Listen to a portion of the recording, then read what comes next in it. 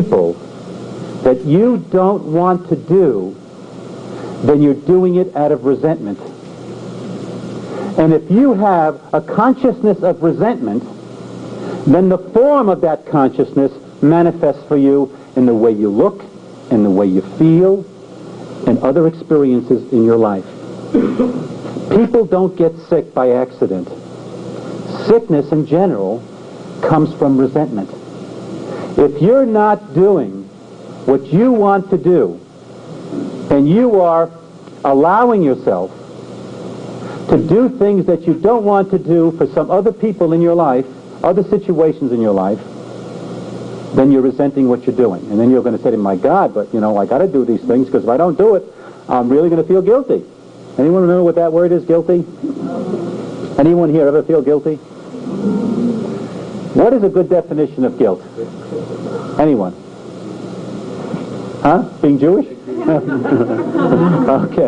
Well, I think it's sort of universal, When you're not doing what is expected of you, you go around saying, maybe I should do it anyway, even though I don't want to do it, otherwise I'll feel guilty.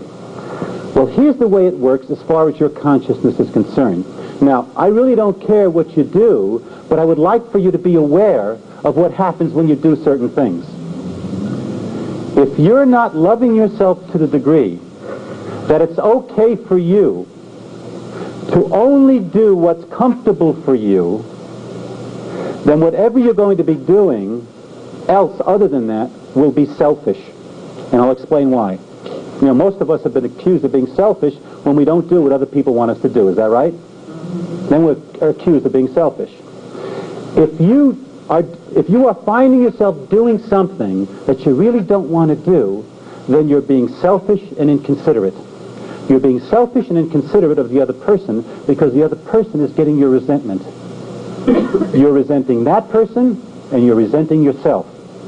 And the only thing that person is getting is your resentment. Even though you're doing what they want you to do, they're getting your resentment, and that's not being considerate. When you are happy, would you agree that when you are happy, when you are comfortable, everyone around you benefits? Would you agree that when you're really together and you're really happy and satisfied, that everyone in your experience, everyone in your life benefits, right? When you are doing the things that you want to do, that you're comfortable doing, even though somebody else wants you to do something else, that's being considerate. Because they are going to get the benefit of you feeling good about yourself, even though you're not doing what they want you to do. Did you get that? It is absolutely essential. It's imperative that you become self-aware to know when you are doing things out of discomfort, when you're doing things out of resentment, because that resentment will manifest itself in other areas in your life, in the way you look and in the way you feel, and you, out of your own consciousness of not having your own self-worth, you will deny yourself the opportunities to feel fulfilled. If you have a consciousness of resenting what you're doing, then out of that consciousness of resentment, you keep creating other opportunities to express that resentment. You create people around you for you to experience more of your resentment. The more you are compromising yourself, the more you will create people in your life who demand that you compromise yourself. They will support you in your belief system. If it's okay for you to compromise yourself, you will create people who will support you in that idea of consciousness.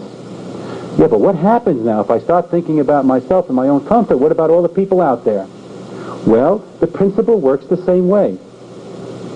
The moment you allow yourself to only do what's comfortable for you, which is coming from a loving space, because consciousness always becomes form, you will create the people in your life who will support you in the way you are treating yourself.